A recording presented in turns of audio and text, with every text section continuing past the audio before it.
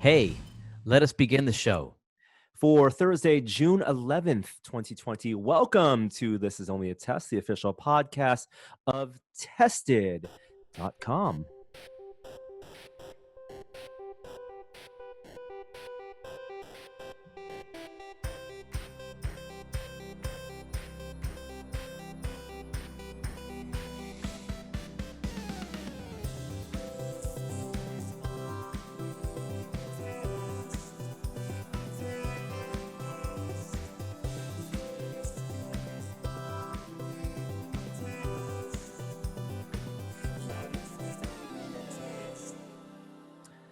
Hello and welcome to the podcast this week. You guys heard the music. So, yes, we're returning to a more standard episode this week. But thank you all out there for letting us talk and listening as we had, a different episode that we recorded last week, a different kind of episode. How you guys doing, Jeremy Williams? I'm all right, Norman Chan. Thank you for asking. How are you doing? Tired. Yeah. Just tired.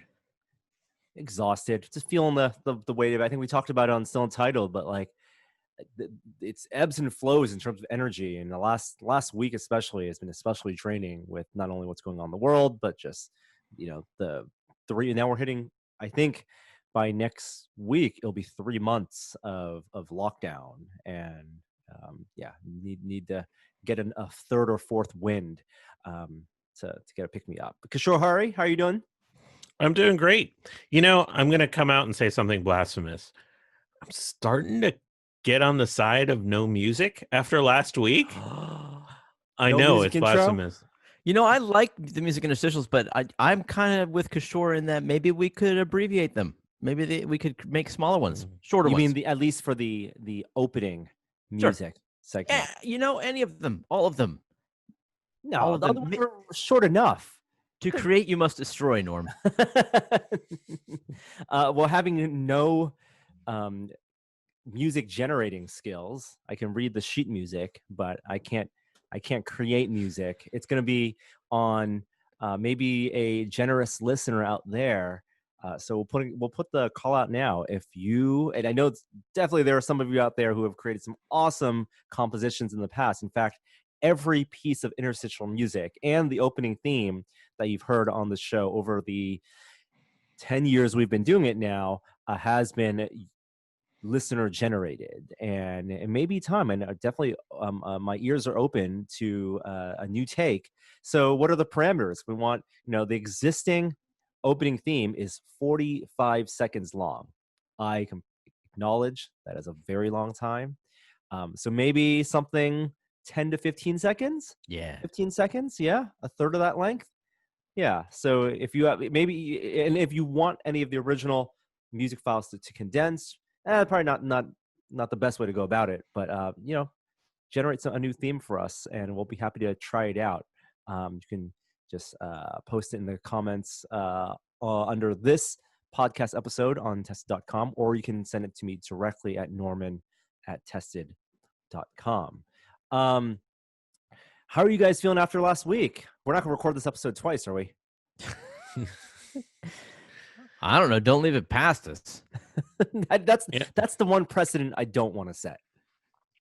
Yeah, I'm with Norm on that one. I'm feeling okay. Like it's been mixed. Like after last week, I've gone to more protests and engaged even more with what we were talking about last week, which has been great. Like today, for example, is Shutdown STEM, which is a day. The day we're recording this is a day for science organizations to kind of look internally about their practices around this, around how they might be anti-black in their policies, and there's certainly a history of that, and even the organization I work for is doing something along those lines. So I actually feel great on that. Feel less good on coronavirus stuff, which we'll come to later. Um, it does feel like an eternity has passed since last week, though. Yeah. And that's something that we'll just have to kind of live with day by day. I'm glad we're returning to somewhat of a normal format this week. I think that structure is helpful. There's definitely a lot of stuff that it's been going on in the world that we cover that we're still the world's still turning, right? Like things are happening in technology, in pop culture, in VR, and it's nice to cover those as well. But also science. And if you are not the type of listener who listens all the way through our episodes, we have been introducing a new regular segment. Sure, you've been interviewing special guests every week in a series called Living with COVID. And so we're including that as well. And I think this episode and next week's episode are ones I'm very looking forward to hearing those interviews. But we did skip a week of talking about the news. And one of the things we also skipped, including the launch of the SpaceX Dragon capsule, the Crew Dragon, which has arrived at ISS, and astronauts thankfully made it safely. And now they are, in the process of testing that 3-month time they'll be there before returning. So that was very exciting. Did you guys watch that on Saturday a week ago? I'm sure Kishore did. I didn't, but I saw the launch, and well, it was actually out with my family at the time, and we pulled over and listened to it on YouTube, and it was really exciting. But then I thought even better was they did. I don't know if you guys saw, they did a video while they were en route to the space station. The live cam, that was awesome. I loved that video. I mean, it was really, because it was just clearly they had 20 hours just waiting on their taxi ride to the space station. And they just pulled out the webcam and they showed us around the Dragon capsule. And you could see not only really the only image we had initially was how close they are to those screens, which seems uncomfortable. But then you realize they could actually unattach or detach their seatbelts and float down beneath that. And there's a big open space down there with a window. And man, when they pointed that camera out the window, and we could barely make out the blurriest curvature of a planet down beneath, I got weepy. It was awesome. I think that was my favorite part too.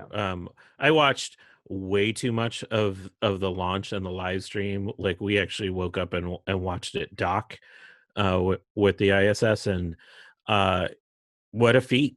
It's just what a feat. Even some of my cosplay friends have been like, the group of people that were in all black that were helping them load in, they're like, we have to go as that support crew, because it was just these ridiculous costumes with they each had a different number on their back. And so it's just a feat just seeing, I think anytime you see astronauts go on a flight, it's amazing.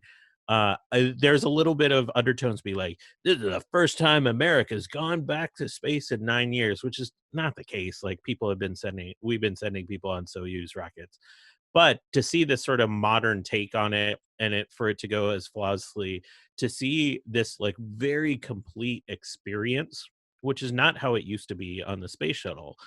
We get to see everything. I love that access. And it gave you access to the monotony. It gave you access to the tour that Jeremy was talking about. It gave you access to those really tiny moments where they have to do something. But it was just so much more access, and I loved it. It absolutely makes it feel more real, and it's the technology of cameras and being able to get the signals back that we take for granted or don't think about when so much of the focus is on the technology of the rocket and the capsule itself. I mean, just the fact that there are wide angle live cameras. I mean, we got glimpses of that, when they took Falcon up with the Tesla Roadster on top, right? And Starman and playing the music. But this was, I hope it's a glimpse of the kind of experience we're going to get going forward, and it's not just a one-off, because then we start feeling like it's a real thing and more connected to the parts of space travel that we in the past never, or only after the fact, got a chance to listen through, through the black box tapes and all that stuff. Watch the launch. It happened so quickly, right? There was all this buildup. It's every time, right? I forgot about all this excitement leading to the countdown, and then once it goes, it's a rocket. It's moving.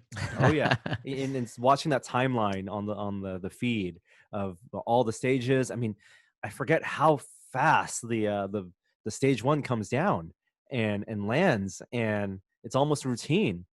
landing on the barge, and it was a perfect landing. And So fast. yeah, It's super cool. this is gonna start to feel mundane soon. That's like the other thing that's gonna be crazy about this is the magic of what SpaceX has done with all this access is now when the rocket lands, you're just kind of like, awesome, they did it again. Like it isn't this like, oh my God, like it was the first time around.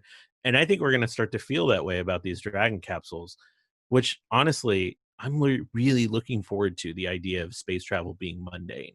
Um, like I'm totally serious about that because it means we've achieved a level of a simplicity with such a complex thing. Because then it starts to open up, I think, people's imagination of what's really possible. Doesn't change like all the work that goes into it, the complexity, all that kind of stuff. But I think it starts to broaden our imagination some in a way that we haven't had since the space shuttle program ended. I think the next milestone, because again, I agree, looking very forward to the SpaceX launches being routine. The fact that they've done so many of the Falcon launches and some of the landings, that's awesome. But once Boeing gets their Starliner up and it really becomes like this friendly competition, and having two private companies with two different designs working as workhorses to send crew up to ISS, that's going to feel very science fiction like, right? That it's not just NASA, not just one third party company, but the fact that you have multiple companies successfully doing that, that's going to be so cool. Still slightly away from that, SpaceX did win the capture the flag friendly competition, but Not without their own setbacks. They had an explosion with a test rocket last week. Virgin had a setback, a week and a half ago, where they had to abort one of their flights. So like, it's always 2 steps forward, 1 step back with these things. Another thing that we didn't get a chance to talk about last week was something that the three of us did, and it's a VR experience. Wanted to put it at the top of the show. We're doing standard order show this week, but this I thought merited in the top of show banter. It's a VR escape room called Adventure Lab. Now, we've done VR escape rooms before single player. There are a bunch of those out there. I think the early ones, Now Expect You to Die, is essentially a VR escape room. The Room VR, released recently, definitely a VR escape room. I really enjoyed that. But this was the equivalent of an LBE where you book a time, and 4 people, it was the 3 of us, plus one of your children, Jeremy, downloaded an app, signed in, and had 40 minutes to go through this experience. On the This Oculus very Quest. curated. Yeah, you guys did it on the Quest. I did it on a Rift S on a desktop. But go through a curated kind of adventure almost, not in the same sense that that a Rec Room Quest is. We weren't doing combat. It wasn't going on this massive journey, but it was part escape room in that there were puzzles to solve, and then also part immersive theater almost, because the thing that made this unique was there was a host, a performer, who guided us through the whole 45 minutes. Yeah, I've done a couple escape rooms in VR. One of them was the Ubisoft one a couple of years ago down in San Yes. Jose. Yeah, That was Assassin's Creed themed. right, exactly. And then another one at GDC last year. I believe I thought it was Servios, but it was it was the show that you couldn't make it to, I think, that year. And Gunther and I shot this, and it was definitely an escape room, but much like the Assassin's Creed one, there wasn't anybody there with you, as there is in an escape room. And so I thought that's what really set this apart, was that you had what you would initially assume is an animation like happening in front of you, but becomes immediately apparent that they are a live person and they interact with you, and what you like, they'll respond to you. They'll make a joke, and if you laugh or don't laugh, they'll talk to you. And Right. and it really brought it to the next level of, or at least more like reality, more like going to a real escape room where there's almost always, a chaperone in the space with you to make sure that you stay on pace and don't get lost or too confused. Well, that's what the experience I thought we were going to get. And the two things you talked about, the Assassin's Creed Ubisoft one, I think it was the Servios one. If not, it was the people who made Arizona Sunshine, one of those companies, right? That's probably who it was. Yeah. Where the idea is that they're creating products that were for location-based experience, for things that were like for VR arcades. There, before we were in lockdown around the world, were VR arcades where you could book time an hour, and companies like Ubisoft were developing experiences specifically so you and a couple of friends could go and you would be in your own room, and wear a tethered VR headset, and there would be a designed like hour-long collaborative puzzle solving or adventure experience, much like a rec room type thing, except with more puzzles. And I knew this wasn't going to be that because of the host factor, the fact that there was someone who would be like in a traditional real world escape room, giving you a tutorial and perhaps even helping you. But what surprised me, it was the level of interaction, where it wasn't just, if you've done an escape room, the host gives you a briefing, make sure everyone's safe, lays out the ground rules of the physical space, but then kind of goes away and monitors the situation, right? And maybe gives you a hint here or there. This was way more of a performer, where that host was a character in that world, multiple characters, one performer as multiple characters. And as we went from different parts of the experience, from an introduction, a briefing, right, and sent on this mission, the host became a different character that then interacted with us and had a whole script and would do things like improv. Yeah, obviously It was the characters were never in the same space with each other because they could only be one character at a time. But like, and a couple of the characters, you may or may not find they are Easter eggs, and I thought that was cool. I've been to a lot of live escape rooms and ones that have actors in them as part of it. But the thing is, in the live escape room, they can never switch. They're just that one character and they have that one role. They can't flip because they are, locked into that. This offered that new level of having that ability to switch characters. And the improv person that we had was exceptional with the voices and so funny and so interactive, and kind of spread out that interaction across everyone that was playing. So I felt like everyone was engaged, which is a thing that can oftentimes happen in escape rooms, where one person ends up sort of like captaining your way through everything. This felt like each of us got a quality type experience out of it, partially because there was that moderator going along with us. I loved it. And like the puzzles could have been harder, but this is really geared towards families. I would like to see a harder version, like a real, like, hour-long, like, deep puzzle solving escape room with this style.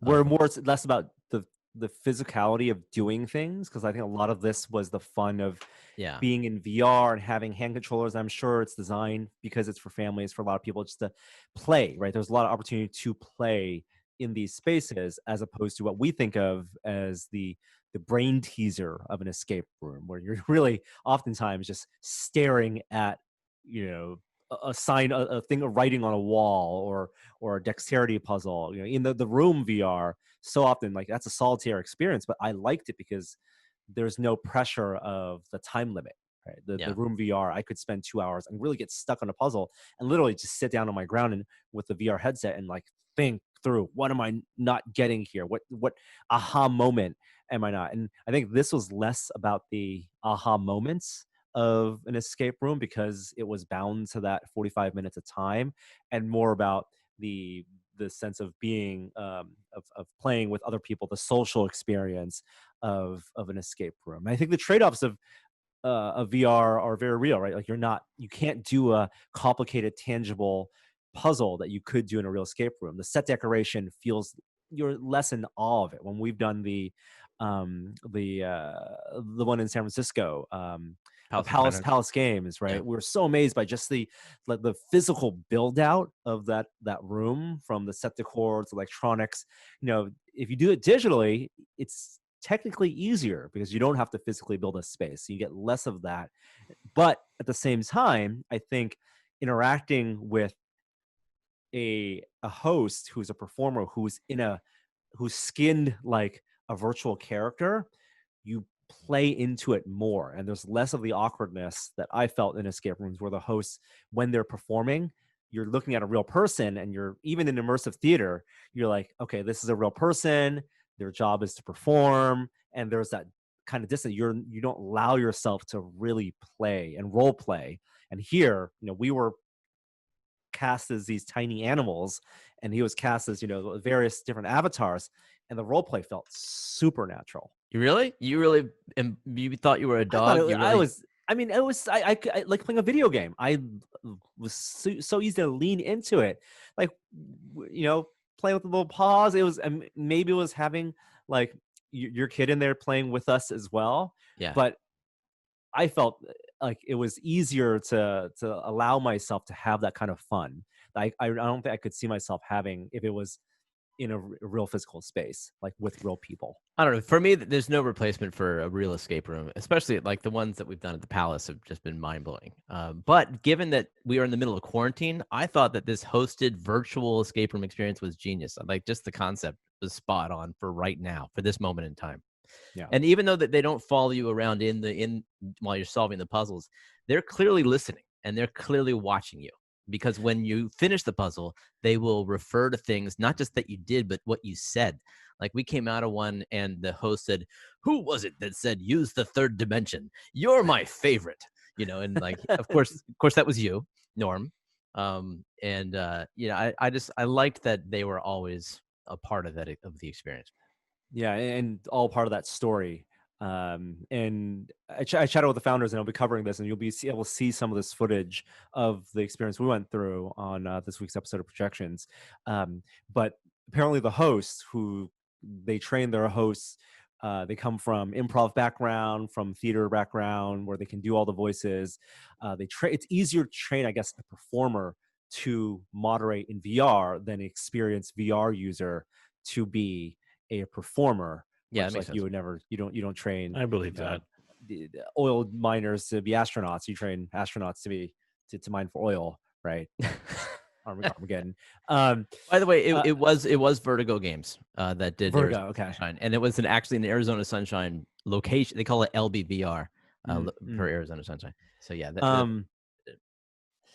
but they also think of those hosts as DMs, like for a Dungeons and Dragons game, and they'd have a unique interface where, as we're going through the puzzles, they do see like an overview world, and they have special menus where they see in VR their scripts and all the dialogue scripts, the options that have been written out for them Really? to riff off of, which I thought was super neat.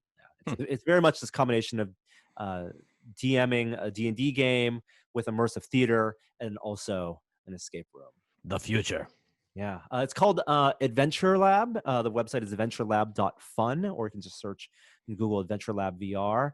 And they're taking these bookings, and it could not be, I think, a more interesting time during lockdown to try it out if you have an Oculus Quest.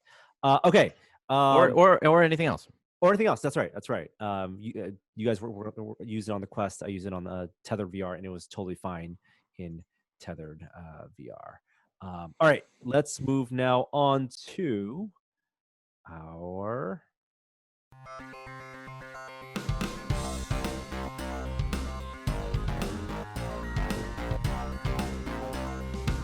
top story this week. The two big technology stories this week haven't happened yet.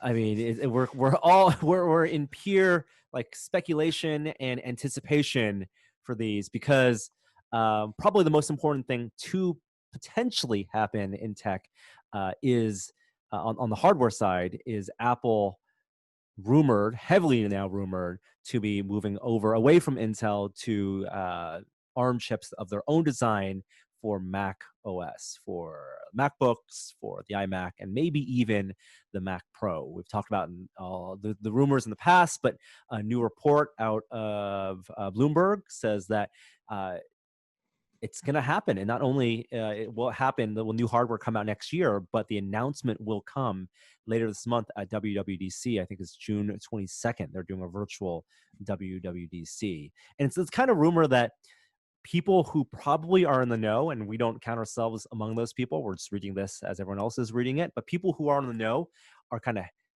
showing their hand a little bit and coming out with their carefully written articles, talking about how this transition will work, really signaling, not giving away that they know or that they're under NDA, but that this is something that probably is going to happen sooner rather than later. I think it's a matter of timing at this point. This is 100% clear that this is a planned launch. It makes sense to launch it here. They need to talk about it with the developer community first. Like, I wouldn't be surprised if the leak was slightly planned to a certain extent. All of this feels, very scripted to start to get the engines turning. I'm sure, like, Intel got signaled this like 2-3 years ago. The developers got this signal a while ago. Press got probably 2 weeks ago. They got talking points and stuff around this. So yeah, it's on finally. Can anybody explain to me why you would move from Intel to ARM? Is it a cost savings? Is it a performance gain? Is it a combination of the two? It's a combination. Why can't Intel compete in this space? I don't think it's that Intel can't compete. It's, well, fundamentally the architectures are different, right? Intel is x86, and so just as Apple moved from PowerPC to x86 for compatibility reasons, x86 for the longest time, the way it's worked, and like, this is a much higher level in terms of architecture difference that I can explain, but the differences are for power and efficiency. And ARM has always been more efficient, and Apple has more experience designing ARM because they did it with the iPhone 1 all the way to what's in their A11 chips now that are in the new iPad Pros and the new iPhones. I may be wrong about the numbering there, but it's probably cost as well. If they can control the hardware, they don't have to pay whatever markup Intel is going to charge them in that relationship, but also control over the schedule. Because right now, Apple is beholden to Intel's manufacturing and design schedule. That Intel, and they're no doubt a massive customer for that, but I don't think they want to be beholden to that anymore. And it probably unifies in the long run the architectural similarities between iOS and macOS. So I get the elegance of that. Yeah. So I think for all of those reasons, it makes sense for them to transition. It's just going to be tough for developers. Theoretically, for consumers, in the long run, it will matter nothing. It will be no difference because everything that the vast majority of people will want to run will be ported over, and it'll just be this kind of transition period in the short term. I wonder how difficult it will be for developers. I imagine when this is announced, there will be a lot Apple will say to quell concern about that to the audience, because ideally they will have had this working for a long time, and it will be a very seamless transition. All of their languages and libraries will simply just work on ARM as they have on Intel. But I suppose you're right. If there's any level of assembly code that people have inserted, that's going to have to all be rewritten. It's kind of like, when Apple forced all the apps to be 64-bit native and stop having support for 32-bit, right? This is a bigger change than that, though. Yes. But in that they prepare developers and they have massive developer relationship teams. They'll probably be providing development hardware, whether in the form of like Mac Minis or iMacs for developers, for big developers to start doing testing, because there'll be performance. I think like how not only do you port, but you also get the same compatibility and performance with not just the basic applications. We're talking about like day-to-day user software, like browsers and messaging software. That's going to port over fine. Like your Slacks of the world and Zooms of the world are going to port over fine. It's more about the productivity software, the things that have decades of complexity, like the Adobe suite of products, like what professionals use for filmmaking, stuff where it's high costs and maybe the user base is much smaller, but that means that it's a bigger risk for those devs to have to support two platforms going forward, not just on the ARM-based macOS side, but also the Windows PC x86 side. So 2 questions. So first is, with the announcement, how much time do you think it's going to be until the first ARM-based system actually comes out? I know I've heard rumors of 2021, but that could be anywhere from 6 months to, 18 months, depending on how they roll it out. I think it's next spring. Next spring or next summer. I think it's got to be close to a year. I don't think it's gonna be this holiday series of products. I think that's too short. But I think they're gonna probably have the first products early next year, and then do a ramp up to 2021 holiday season, where I think everyone's hoping that at least the world will be a little bit closer back to normal, where they do a bigger rollout. I think there are two follow-up questions. There are the big questions. One is, will they allow emulation? Will there be native emulation software where you can run on a compatibility level x86 programs in the ARM version of Mac OS? And a lot of people have said that it's got to be a hard cutoff. Yeah, I would not bet allow no. for emulation, which means things like Boot Camp and people running, Windows on Mac OS hardware. I hadn't That thought will about Boot Camp. probably go away, right? I don't think Boot Camp's going to be porting the ARM version of Windows, which exists and does have emulation, over to Mac OS. But that's one other I big feel like consideration. Parallels has overtaken Boot Camp in popularity, probably by a long True. stretch. Although that's just anecdotal. I don't know, but I mean, it's so much more convenient to launch Windows inside OS 10 than it is to reboot. Yeah, but that won't be possible at all with no emulation. That whole type of usage just goes away. Oh, I thought you meant like system level emulation, like Apple provided. Are you suggesting that a third party wouldn't be able to provide an emulation layer for running Windows? I don't think so. Yeah, I think they would have to kill that off. And then there's all the kind of indie open source kind of small software that doesn't have dev support anymore. That's all going to die, because Right. there won't be a team to actually do the port. And that's not a small ecosystem of stuff. There's a lot of like niche products for users that are going to get impacted by that.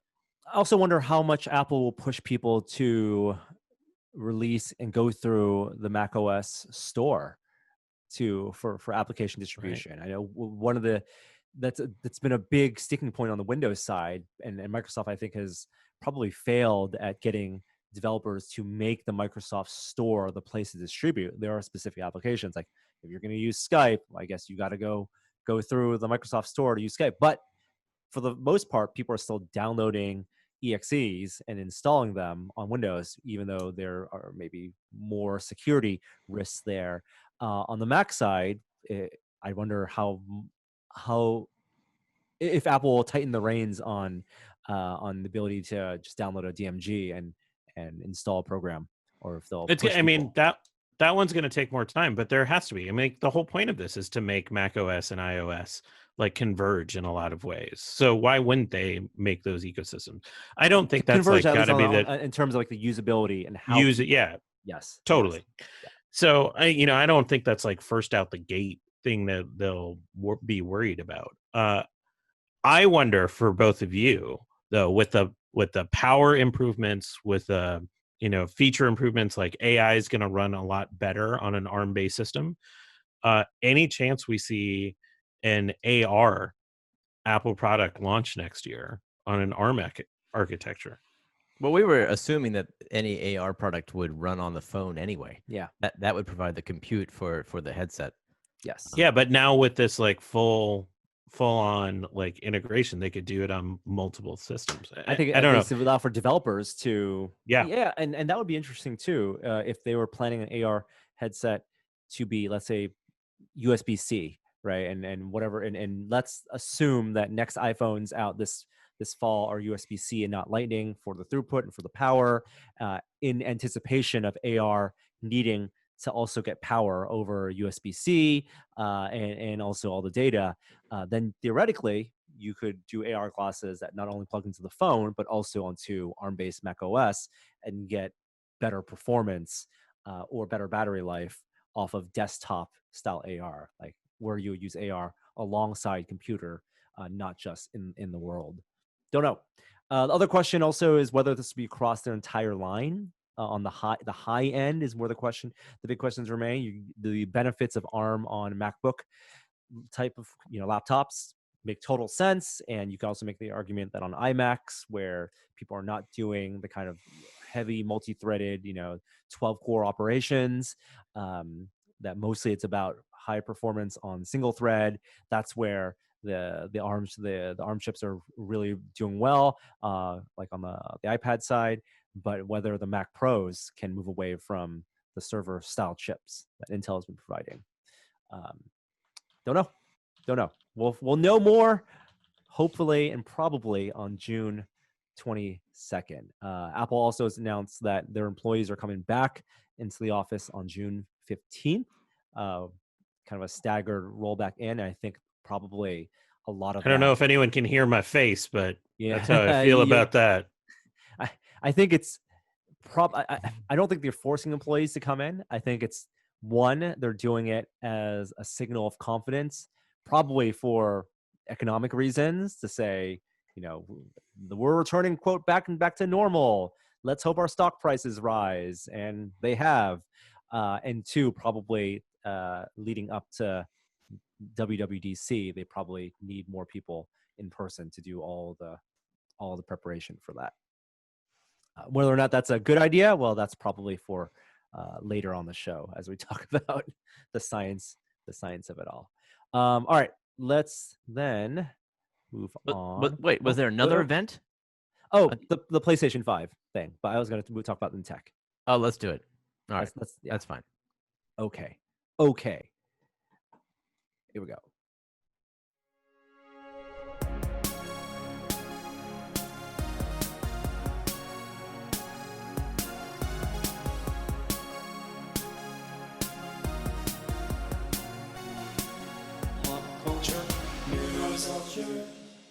Have either of you guys been spending any time in HBO Max? Oh, I forgot I even had that. No, I have not even looked at it. No. I have. So 2 weeks ago, we talked about the launch, and everything I said about the poor rollout of the launch and the education of people who have it and don't know they have it because they've been paying for HBO already still applies. Time Warner, HBO, AT&T have done a terrible job promoting HBO Max and even letting people who have been paying for HBO, whether it's through their Amazon Prime subscription or figuring out for people who've been paying for HBO as an add-on of their existing cable providers. But basically, if you've been buying HBO, like HBO Now, which was what it was called, if you bought it through like Apple TV, that app just turned into HBO Max. So thankfully, that was seamless. Interface is fine. They have so much more. Like, yes, the Studio Ghibli stuff, that's great. But the Adult Swim, the Cartoon Network stuff, the Sesame Street stuff, which HBO had, the Crunchyroll stuff, that's all there. And and TCM, Turner Classic Movies, is where I'm spending a lot of time watching classic movies on HBO Max. It's a net plus so far. It's a, the interface, I think, is just like HBO. The HBO Go and Now apps were never great. So I think there could be a lot of improvement there. It's not a place I'm going for new, exciting content, which I think Netflix and Amazon still have a nice foothold on, and people excited about. We're putting this much money on a show. That's its new, prestige television. I think Apple TV's kind of still struggling with that as well. But it's HBO. So, they're still making things like John Oliver and Westworld going on, and it's not bad. So okay, all right. So the takeaway is they're doing a bad job, but it's not bad. They're doing a bad job promoting it, and they haven't proved that it's anything more than HBO with a deeper back catalog of other things. Which, if that's what it ends up being, that's fine. But I don't know if that's going to be good enough from their perspective, because they want it to be bigger than what HBO has been, seeming like they want it to be feel like an essential thing you pay $15 a month for, not just the kind of optional, I'm going to pay for it just when Game of Thrones was on or just when Westworld's on. They want it to be Netflix, and I don't think it's quite there yet. It's expensive. I mean, that's the thing. I mean, HBO has always been expensive. Do you think they stepped in it a little bit with the Gone with the Wind thing? Yeah, I felt like that was a little bit like, I thought that was a little bizarre reaction to the moment. For those that don't know, they pulled Gone with the Wind because they felt like they needed to add historical context to the movie, which and I then don't they know. put a statement that said it's coming back, but they're going to have conversations, and the context will be presented. The movie won't be altered, and I think that's probably the right thing to do. But having the additional layers of context and conversation on top of that, much like what a Criterion channel would do, I think is probably the right thing. I mean, it's the same thing that I think Disney had to contend with, right? Like, is Song of the South Oh my on goodness. Disney Plus? Like, No, that's I not hope on- not. yeah, because I that's don't even know if you can find that on YouTube. I mean, I hope not. They've locked that down. yeah. But they did cover up Daryl Hannah's butt. I don't know if you know about that. in Splash. In Splash, yes, as she runs away from Tom Hanks, I think after they kiss, into the ocean, they make her hair longer so that it covers up her buttocks because it's Disney. And you think Hamilton won't be censored? We're gonna find out in less than a month. Die Hard isn't on Disney Plus, is it? I'd imagine not. That's rated R. Die Hard is Fox, I want to say, which is owned by Disney. It's definitely a Fox movie. So yeah, it should be on Disney Plus eventually. I don't think it. I mean, that's one where there was a TV cut of Die Hard where Yippee-ki-yay, happy campers. well, and meet a stranger in the Alps, right? That's another famous censored line. But there was a toning down of. So you guys remember Die Hard 3? That's the one with Samuel Jackson. Sam Jackson, yeah. Sam Jackson, set in New York. Die Hard with a Vengeance, right? That's what it was. Jeremy Irons set in the Bronx, and in one of the opening scenes, Jeremy Irons, the villain, forces Bruce Willis to walk through the Bronx wearing a sign that's extremely racist. And in the TV cut of it, the racist phrase is toned down to instead of saying I hate the N-word, to say I hate everybody, which is like that could not and I wonder if they would. I mean, I don't think Die Hard's ever coming Disney Plus. So wait a minute, you're saying that they digitally all lives mattered. They digitally they digitally changed every frame where that shirt was visible. Wow. No, the sign that he had to wear was. He had like a sandwich board on though, so it was like an easy. It's got to be like an easy Photoshop. This is also the 90s when they did it, so it was probably frame by frame rotoscoped. I'm pretty impressed. You know what's hilarious about this, Norm? Die Hard is streaming on HBO Max. I guess they paid for the rights. There you go. Yeah. In terms of impressive edits, though, completely unrelated, but the one that always sticks out to me is the Great British Bake Off. Yeah. Which the British show, it's called the Great British Bake Off. But if you watch it in America on Netflix, that has the license distributor, PBS, it's called the Great British Baking Show. And that's because I believe one of the baking companies, whether it's Betty Crocker has the trademark of Bake Off. And so the show cannot be called the Great British Bake Off in the United States. It's like the whole history of these baking competitions that were run by baking companies that make the ingredients because they want to encourage the culture of that. So the prize for the Great British Bake Off, I'm just going to call it that because that's the actual original name, is a serving dish. It's a platter, and it's clear. It's like a translucent platter which has laser engraved on it the word Great British Bake Off, the name of the show. And when the winners in the US broadcast, the Netflix broadcast of the show, run down the idyllic English hills holding up the platter when they win, they have frame for frame replaced on a translucent platter. Impossible in the words. 90s. Impossible. And it's seamless. I had to like do a double take and screen grab it, but it says Great British Baking Show. It's not like floating text. It is 100% seamless. Whatever computer deep learning process algorithm had to be engineered to make that, to preserve that copyright. Well, that's capitalism for you. That's some Wow. true next level capitalism. Yeah, random tangent. Also in pop culture, we got trailers. Movies are still coming out, and apparently, well, we haven't even talked of the whole Tenet thing, but Chris Nolan's Tenet film, Warner Brothers still says they haven't changed it as of today. Still coming out this summer in theaters. I don't think it's going to happen. AMC announced they're going to open all of their theaters by next month. Well, I think AMC might not exist if they don't do that. Yeah, that's the thing, is like they're live or die. I mean, they either have to open or go bankrupt. So it's, yeah, they're not thinking clearly.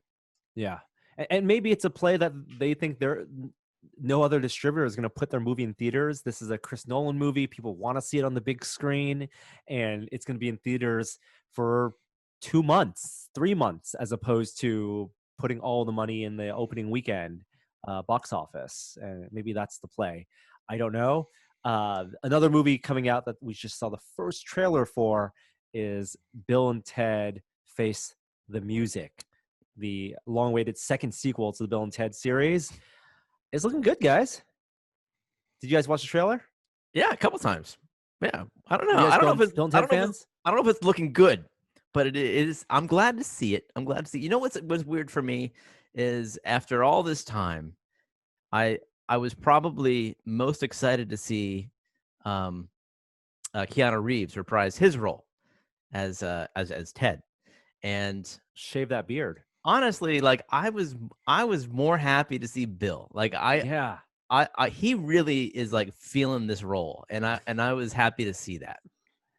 He hasn't been in that many other roles. I know. Mr. Esquire over here. That's this is his territory. Compared to Keanu, yes, Alex Winter has not been in as many movies, but I think he's become more of a director.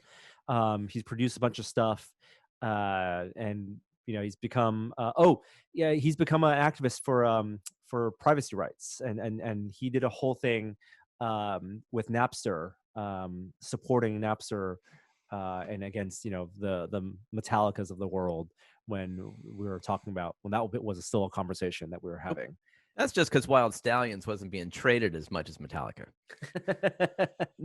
I like the approach that they're taking with it, right? It looks like they're still looking for the song that's going to unite the world to fulfill the destiny of Wild Stallions, and they're kind of going, a little bit Jack Black, a little bit like tribute of what is the greatest song in the world? Like, will we get to hear it in this film, or will we just kind of dance around it? And that's gonna be a fun thing but it looks lighthearted. It's a movie that I would have watched in theaters, and I don't know if they're gonna put it in theaters, but if it's becomes video on demand, I'm definitely gonna rent it or buy it. Pay that $20. I'm looking more forward to that than to Trolls World Tour. Let's put it that way. Why? Well, I mean, it's Trolls World Tour did nothing for me or my kid. And this movie, at least, is something that it's like right in my wheelhouse. Yeah, I don't know. I had my really high hopes for Trolls World Tour because I thought the first Trolls movie was really good.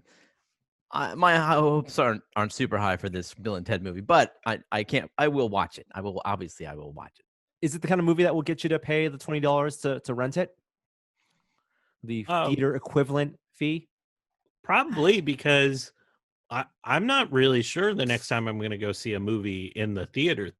So I think you could probably convince me pretty easily to pay $20 for a movie. I'm on board. I'll do it.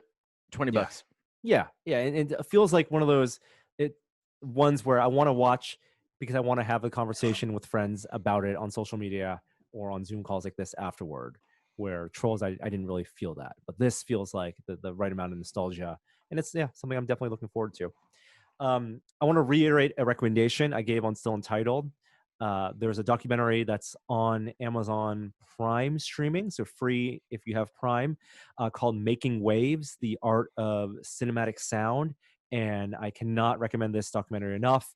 It's about sound design, and not just score, but also dialogue and Foley and effects and the history of sound in films, culminating to the movies that we all grew up with, like Apocalypse Now, Star Wars, Jurassic Park, and the Pixar films, and it really puts a spotlight on Walter Murch, who did the sound design for Apocalypse Now with Francis Ford Coppola, and really created the modern era of surround sound in cinema.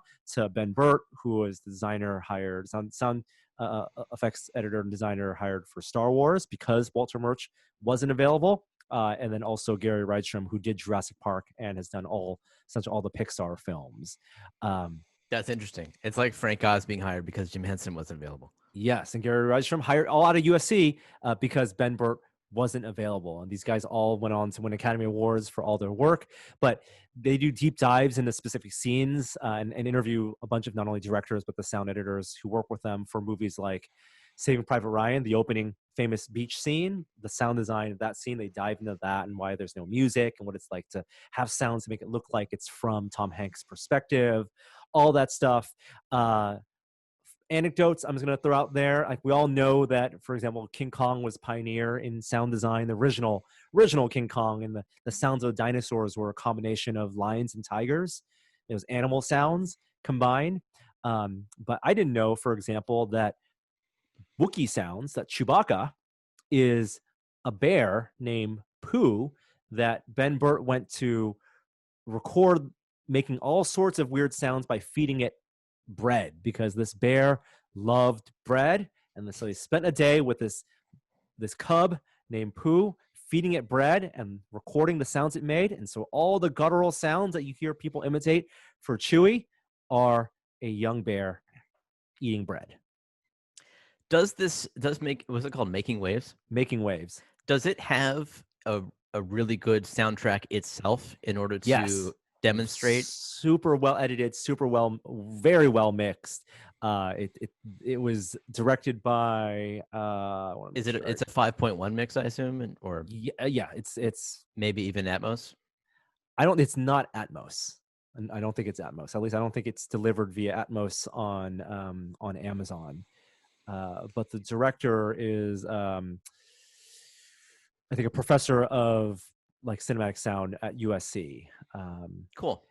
And it's like, there are things like, before Ben Burtt was hired to do like the collaboration between him and George Lucas, who took sound seriously for Star Wars. They wanted to make all the sounds real, just like they wanted to make the world feel lived in with the way they built props and the way they built the sets. They didn't want to use like Star Trek style synthesizers. That's why you don't hear a synthesized sound in Star Wars. And so a year before they started even editing, like before filming even happened, Ben Burtt got the script for Star Wars, started reading through it, started thinking, okay, what does the lightsaber sound like? What does the spaceship sound like? And basically drove around Southern California. And in the documentary, you can see he has this map of Southern California with little Post-it notes saying, this is the location that this sound was recorded. This is the location that this sound was recorded. Like, this is a spaceship thing here. This is this crowd thing here. Yeah, it's super cool. Making Waves, highly recommended. Go look it up. It's on Amazon Prime. Any other things you guys have been watching? No? I have been on YouTube rabbit holes. I've been watching, I don't know why I'm on this kick. I am watching Off the Grid construction series where people are building out in the wilderness, because it's inspired me to make some stuff at home with like my limited wood shop kind of tools. So like primitive technology, man. Yeah, I mean, it's not that crazy. It's usually people trying to build like homes, and so they're doing stuff like building roofs, but and like wiring up like solar systems and rainwater harvesting and that kind of stuff. So I've been watching this series called Life Uncontained for a little while now. but I have found, like, I tried to watch Space Force and I was kind of like meh about it. Yeah. I haven't been able to get into like a real fiction series, so I've been totally going with the background, I barely have to pay attention type series to get me away from as an escape. I read a headline that Space Force may have nabbed the copyright from the U.S. government. Yeah. It's, I thought that was hilarious. Much more funny than the show itself. I only watched the first episode. I was not highly impressed. Although I had, again, high hopes. I love John Malkovich and Steve Carell. Yeah, they have a great cast. I just think that, yeah. For one reason or another, it just didn't click for me the same way that the past works of those people did. Though I will say the Rick and Morty finale nailed it, especially the last scene of that finale. This whole second half of season 4, I think, has been incredible. It's been totally incredible. It's like meta on top of meta. Oh my god! It's Dan Harmon. I mean, I think I talked about Solar Opposites, the Justin Roiland show that based similar animation, same style of comedy, but without Dan Harmon's involvement. And while Rick and Morty is maybe a little more of a crass and high concept show, you can tell the influences of Dan Harmon in the emotional story arcs and the journeys that the characters go through. It's something that he's kind of been all about with Community. And there's one episode in the second half of season 4 about like the story arc, the story circle that they dive into, and it's one of the most high concept pieces of animation, and it works on every level. And I'm still thinking about that episode today. Jeremy, you got to watch the show. I know. You got to watch it. The last 10 seconds of this, or 20 seconds of this finale, were really heartbreaking. It pays off. I mean, like, they feel like real characters who go on real journeys, even in this crazy, fantastical and farcical science fiction setting.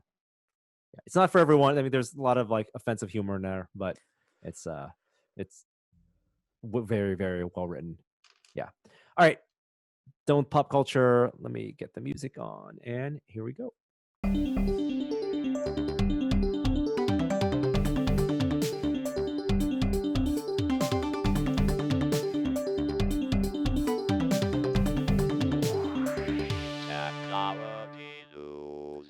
So, happening later today, if you're listening to this on Thursday, or may have already happened, is Sony's big PlayStation 5 event, 1 p.m. Pacific. And interesting, this is a pre-taped announcement, so not a live broadcast. They're live streaming it, but it will be the big unveil for the PS5. Even though they're streaming it at 1080, it will be the game trailers associated will be released in 4K. And they said specifically there's some cool audio they're doing on this program. I don't know what type of audio demonstrations they want to show that would make the PS5 more appealing, but if you're gonna watch it on your laptop, put on headphones. If they pre-taped this, they could at least shared it with some press, right? But they probably didn't want any of this information going out. But hopefully we'll see pricing. That's probably I'm assuming it's going to be pretty expensive, like $700 and up, I'm guessing. Some people suspect maybe not. Maybe we won't see pricing yet. I mean, that is the big question, though, and clearly everybody wants to know. Not least of all Microsoft. Like they are both waiting for the other to tip their hand. Right. So maybe even if there's no pricing, it's going to be a showcase of the both exclusive and non-exclusive games for this next generation. It's the first chance we'll see, even if console generations mean anything, because so much of the development now is also for PC, and do those kind of graphics matter? Last of Us Part 2 is just coming out, and it's made for PS4. What is it about the hardware on the PS5 aside from the new DualSense controller that's going to make this an essential buy for PlayStation fans and for console gaming fans?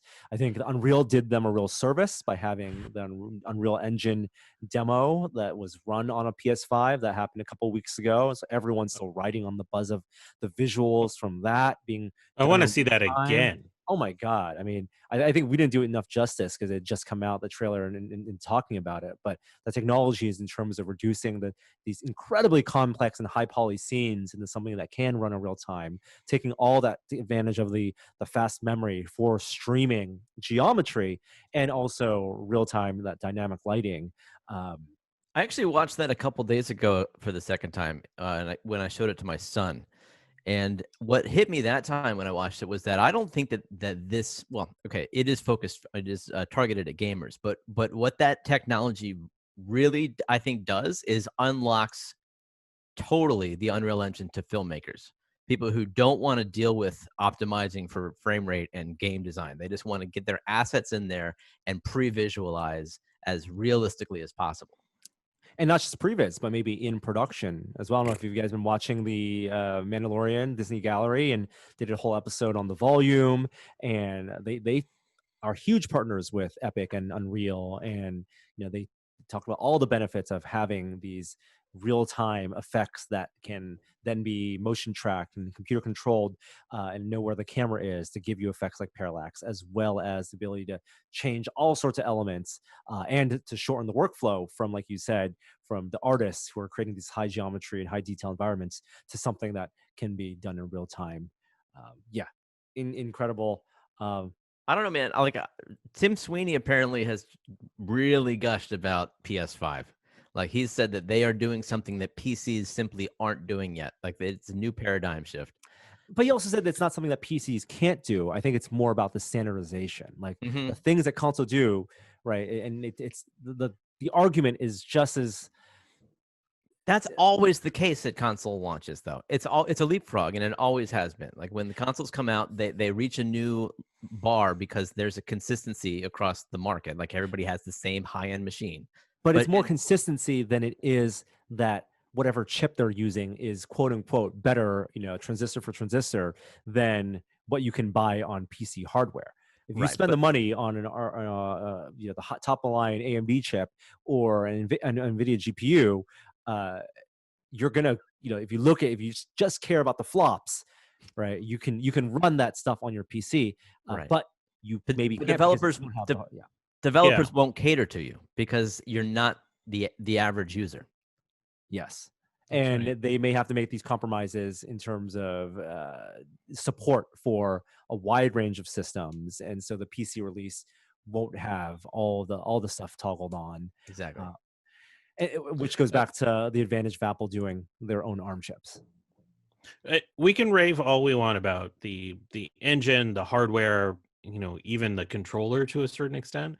Tomorrow's gonna be about the games that are bundled with the launch. So we've heard rumors that Rockstar, Konami, Bethesda, and 2K are all going to drop games during the announcement because they have space blocked off on like different retailer sites for some new launch. So to me, that's where it's at. Like, show me the game, show me actual gameplay footage in them, get me excited about what's coming with the launch of the PS5. I'm curious, as the fidelity of what's able to be shown gets higher, if that exponentially increases the workload because of the expectations on the developer side, or if that's already assets and level of detail that they already would be doing for things like cinematics or in the concept stage, right? Like, if Unreal Engine 5 and PS5 can display a cinematic level quality scene, is the landscape artist being asked to do a lot more work for this new generation, as had been in the past when the TVs and when the consoles and the PCs could show higher res textures and could show more geometry? Or is the workflow at a point where that geometry and those details are already being created at some point, and it's just that they can show more of that in real time? I think it's probably going to be a little bit of this, a little bit of that. Like, there will certainly be more work involved in creating higher resolution poly texture assets, but at the same time, there will be less work involved in optimizing for frame rate and pulling off tricks that no longer need to be pulled off because you can do so much more in real time without baked in effects and lighting and sprites where you would otherwise use polys. Yeah, I mean, imagine it's going to be. It's not like game development is going to get easy. Yeah, I mean it's the same for movies. When we think about an animated film, because the rendering, it's not like because rendering is better now, it's easy for Pixar to render a new Toy Story. No, they're going to take advantage of that. They know that they'll build into their workflow to still spend that amount of time with all the writing, but they can drop in that much more simulation, that much more detail, and make use of that much more art. And at the same time, the culture of those, artistry, right, and the artists, that's becoming more democratized. There are more of those artists in general. The tools that they use are more streamlined, and so it takes less time, or they can more efficiently get their vision of what they have in their head into the computer system. It's cool. I'm very excited for it. Me too. I'm actually going to watch streamers comment as they're watching the live stream, because No. I think that's way better than watching it unfiltered. What do you guys expect it to cost? $750 for the base 1 terabyte model. Are you joking? You're joking. He's Nope. got to be joking. No way. I bet you it's going to cost that much. I was wow. thinking 500. Me too. Like, I think that's got to be their cap. 500 for base, 600 for the extra, the add-on pack, Yeah. or for the plus version, extra controller, whatever it is, whatever they can get the markup on. Phones cost $1,000 now, my friends. I would not put it past them. Well, it's a really good point, because phones, tablets, all can cost well into that. And the argument has always been, we use those devices way more regularly. They are essential parts of our lives. And I think the console hardware makers, Microsoft and Sony, and maybe to even some extent Nintendo, have thought about their hardware as becoming more integrated as things that you use on a much regular basis, not just for gaming, as also the hubs for your media, the hubs for all sorts of compute. Like, will they think of OS, whatever interface, as being a more essential part of your, for lack of a better phrase, digital life, so that people can justify spending more money on it, rather than thinking of, here's $500 or $600 you're spending on a thing to play games, and then you can also use it as a, not web browser, but a media center. PS4 launched at 400. PS2 That was a big deal. PS2 launched at 3, same with PlayStation. But the PS2 launched at 300, same with the PlayStation. But the PS3 launched at 500 and 600. And I remember that being a bad decision. Yes. And that's why aggressively PS4, when they launched at 400, it was like, we learned our lesson. And that's why they basically won that generation with PS4. I think it's all about framing, right? It's all about thinking about how people think about, if people are happy to spend $600, $700 on a phone every 4 years, why not spend $600, $700 on a console? It's also because the games cost a lot more. Like apps on your phone, if you buy a phone, you're getting a lot more utility out of your standard usage out of it for free, with messaging and with web browsing, whatever you do on your phone and computer, than you would on $60, which is frankly probably too low, because games have been $60 for such a long time, and I think publishers are afraid to raise the price. Well, they have raised it. You just have to buy the statue or the sticker sheet that comes along with it. Sure. Or you're piecemealing out your add-ons, your patches. Yeah. Not patch, but your add-on DLC. content, right? Your DLC, your season of content, and $60 is just a base level. Yeah, gaming's not cheap anymore, right? And that's why free to play has been so compelling, and that's also what they're fighting against right now, right? What is going to be the platform that's going to be best to play your Fortnite and your Minecraft on these days? Yeah, you guys are excited about the PlayStation event. I'm excited about whatever Arcade 1-Up is going to announce later today, which would be yesterday if you're listening to this podcast. So it's out. But yeah, IGN has the scoop. They have a whole summer of gaming event in lieu of E3. IGN has going on this week, and they're launching things today with something at 1:30 with announcements from a few companies, including Arcade 1-Up, who says exclusive pinball machine reveal and interview. Oh, arcade and pinball machine. So I don't know what it's going to be. They announced, their pinball machines at CES if you don't remember, Arcade 1-Up is the 3/4 scale arcade machine, manufacturers that I guess they've sold 1 million of these things now. Yes, kind of flat packed IKEA arcade cabinet, 3/4 size, like you said, emulated software, taking advantage of relatively cheap hardware, but giving you the form factor, not just in the cabinet, but also the unique arcade controllers, like the yoke you get for Star Wars, like the multiplayer, the 4-player multiplayer you get for a Marvel vs. Capcom or a TMNT. But what are the franchises that they haven't tapped into at this point that would get people excited? I know they've gone through their Pac-Mans and Galagas and their early 90s stuff, but an NBA Jam, but what else is there? Well, I would love to see a driving cabinet, whether it's Daytona USA or even I would personally Virtua Racing would be high on my list, but some kind of driving game. And it would San probably Francisco Rush. Well, that would be awesome. I mean, but I imagine anything 3D is probably outside of what they're capable of in their current hardware set right now. So we'd probably be looking at, a pole position cabinet. Maybe it runs Spy Hunter, Iron Man, Super Sprint, like some of the earlier 2D racing games. But that's what I would like, because I've always liked the idea of arcade game cabinets, but I've never really gotten into them because you can do a lot of that everywhere. You can on your PC, on a Raspberry Pi. But when it comes to interface, that's where the Star Wars cabinet really was successful for me, is because it gave you that interface that you don't have. You can't emulate using a mouse and keyboard or a gamepad, not well.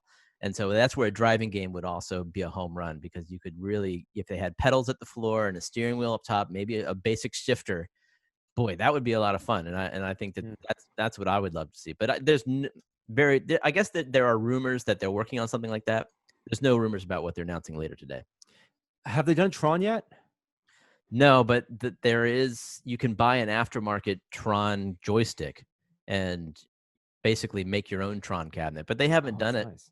That would be great, but for me, that's all about the cabinet, like all the aesthetics, the black light. I mean, they've done a great job with the cabinet aesthetics as well, with the art, the modernized art that they've put to showcase, the nostalgia. But I think they would have to do something more true to. I think for Ninja Turtles, they did that with the original. They found the original, like the photo art that's just so memorable, and try to make that as close a replica as they could, and that'd be really cool for Tron. Pinball.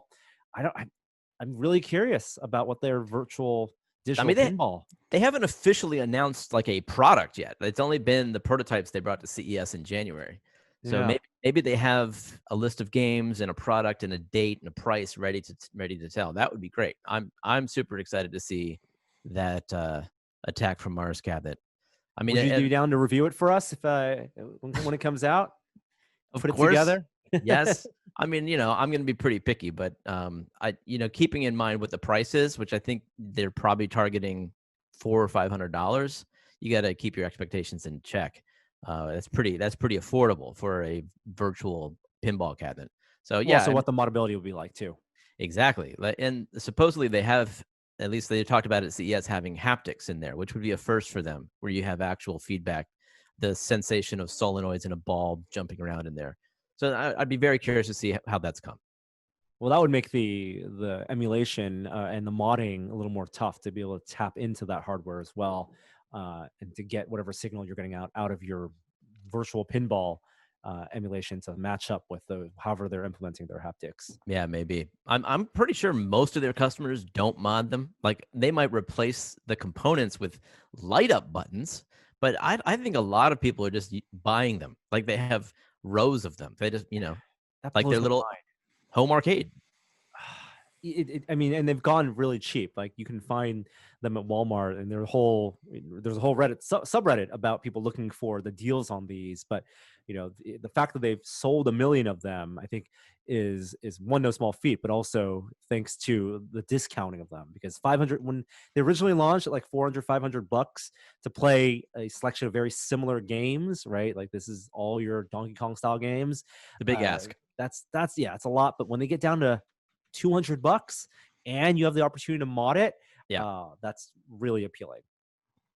Speaking of arcade cabinets, there's an interesting story I found on Ars Technica about in Japan, they're thinking of ways to turn arcade cabinets that are not being used in actual arcades as streaming devices to run like a Google Stadia style streaming server center for streaming arcade games to people at home. I don't understand exactly how this could work, but apparently in Japan, Sega machines, arcade machines are already hooked up to the internet, and they could do a streaming version, I guess. They call it fog gaming as opposed to cloud gaming. Why? Okay. So that makes it sound worse than cloud gaming. I'm just letting you know. It's Much not, worse.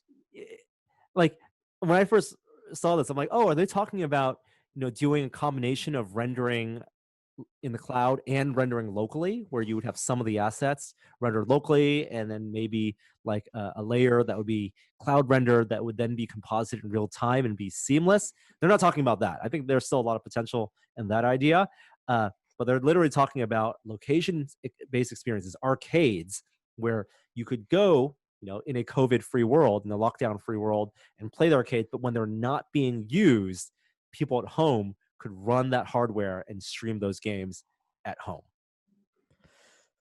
I don't think I understand this entirely. I mean, what are you're playing at home on a gamepad, a game that's running on an arcade cabinet Yes. in a cafe somewhere? This is In weird. a cafe somewhere. I mean, all these games are on archive.org. You can just go play them right now in JavaScript. I don't know.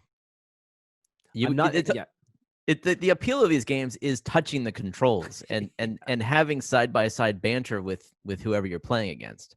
Yeah, for sure. Maybe fog gaming is the right word. Definitely foggy about the applications and the implementation.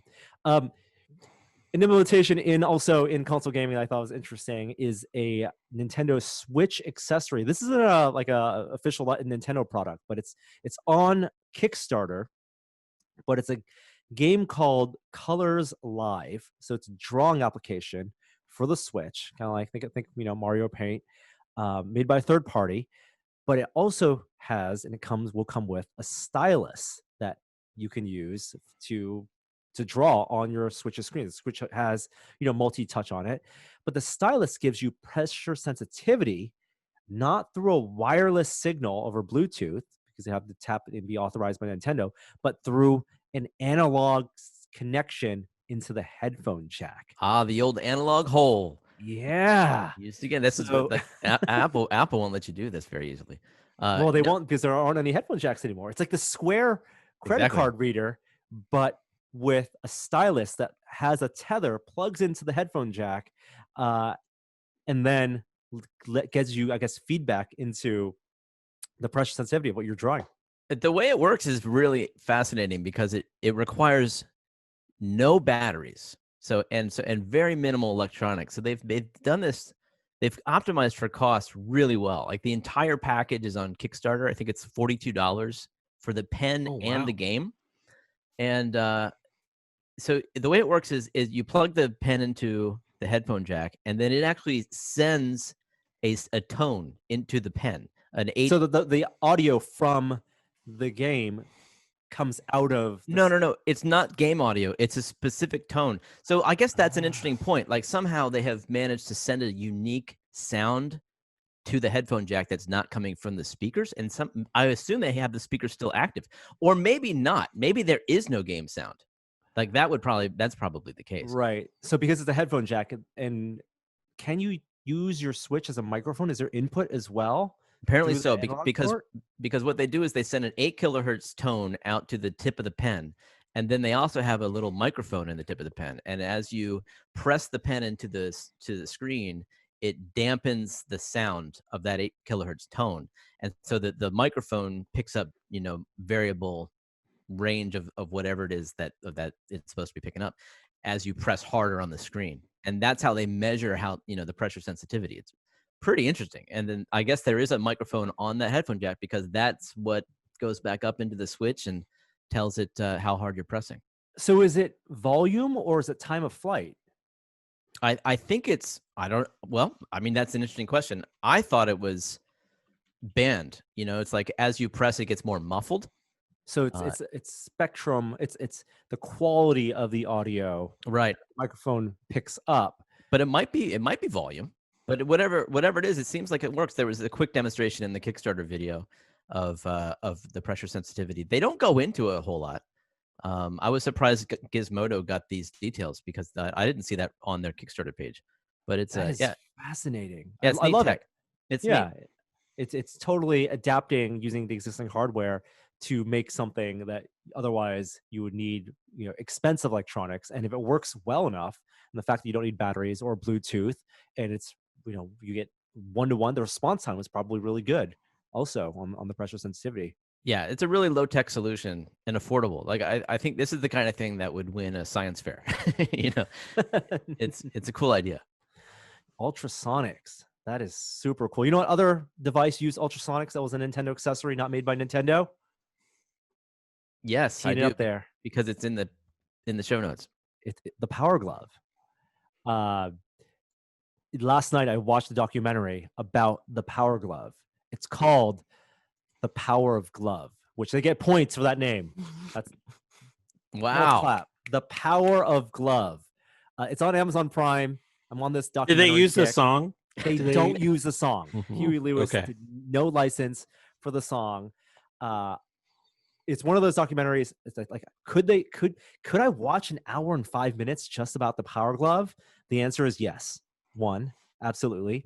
And 2, thankfully, it wasn't just like the human interest, the culture of the Power Glove story, which if you know about the Wizard, and yes, it's become this thing that people have made synthesizers and other things out of. And they do tap into some of that, but the vast majority of the documentary is about the development and the manufacture and how the Power Glove, as one of the first motion controllers, came about.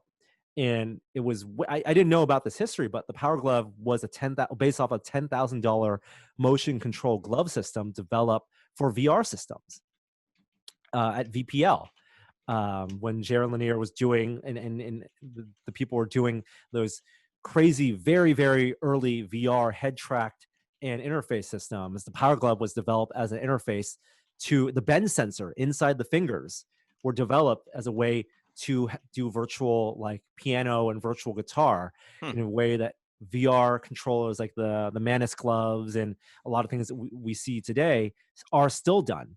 And the fact that they took a $10,000 glove, the technology, and sold it to Mattel. And here's the thing where like a lot of these documentaries I watch are converging. I think was it in the Toys That Made Us? But it might have been in the Toys That Made Us, or it might have also been in the documentary I saw recently about 80s action movies. But when Rambo came out, Sylvester Stallone's Rambo, one of the things that made it a cultural phenomenon was that someone decided, hey, this ultra violent rated R movie, maybe kids would like toys based on this movie. And back then, no one ever thought of making kids toys based on rated R movies. And Rambo, the toy line, was hugely successful. And it's because this toy company said, could we get this movie looks cool, it's and Rambo was famously this canon film. Could we get the license to make these toys? And the rights holder said, sure. No one's going to buy these toys. They got the license. They sold millions and millions of dollars of these Rambo kids toys. That then allowed that company to then dive into other toys, and it was the same company that then made the Power Glove because they had that financial backing and the ties to the toy company. They pitched it to Mattel, they got it working, and then they said, how do we make this $10,000 glove turn into a $90 piece of consumer hardware? I'm jealous of your expertise on the Power Glove. I must watch this documentary. I sent you a text yesterday, Jeremy. Yeah. I sent both of you a text. I said, this documentary, I had to pause it. I'm like, these guys got to watch this. It's only an hour long. It's so good. Like, you knew about the ultrasonic sensors in the Power Gloves and how it triangulated position, right? Yeah, and the flex And resistant the sensors. bend sensors. But like, they chatted with the engineers who worked on on all of that and talked about like the things that we take for granted as people who follow VR, like the delay and latency. They were addressing all of this. Like it makes the Power Glove as failed of a consumer product as it was, because it was overhyped and overmarketed, and they definitely address all of that. It gives me so much more appreciation into the thoughtfulness of the engineering that went into it and the technology behind it, and what a pioneer it was for motion control. And they thought through all these things about haptics and about user experience, where the bits meet the flesh, and what it means to have low latency, and why playing a virtual guitar without actually holding a guitar probably wouldn't work, but it was what they thought VR was going to be. What did it cost? Do you remember? It was $100. It was $100. Which is a lot. It was compared a lot back then, to absolutely. the price of the console. Like you have to look at the relative price. Yeah. And they dive into Mattel and television, right? Their whole experience with that, and why that made them wary of diving back into video gaming. But they did it with the Power Glove because they were so excited about it. It of course goes into the Wizard and its appearance in pop culture, and Lucas Spartan's the famous "I love Power Glove, it's so bad." But Wikipedia says it was only $75, guys. Oh, okay. Maybe even cheaper, but like still a lot of money. I mean, there's some amazing stories in there from like they have footage from CES when they first were showing it to people. They have stories about meeting with Nintendo. Apparently hated it because the executives at Nintendo didn't understand, like the calibration. There was I never owned one, so I didn't know about the calibration, about the button that you had to press to recenter. Like just like on our Oculus headsets, you hold the Oculus button to recenter. You held the button on the Power Glove to recalibrate it and recenter it. And the fact that they scrambled, they had like 80,000 of these in a warehouse ready to be shipped, and Nintendo wouldn't let them ship them until they packaged in new instruction poster to tell people about the calibration. Also put in like a liner glove to make it comfortable for kids to wear. Wow. All this stuff. Anyway, I don't want to give too much of it away. The Power of Glove. I was hooked on the name and I was sold on the documentary. That's my other recommendation for for pop culture, and I thought it fit into this part of tech. I thought these things would be a fortune on eBay. They're really not. They made so many of them. Under $100. Yeah. Okay. Last bits of technology. Here's a little bit of PSA. If you have a Panasonic Lumix camera, a lot of people out there might own the GH5 camera. It's been a really great camera for people filming videos at home. It's a Micro Four Thirds, and Joey loves his. He's shot a ton of videos with it. But previously to this week, you weren't able to do a live view like I'm using with my Canon camera for video conferencing, which a lot of people are doing right now.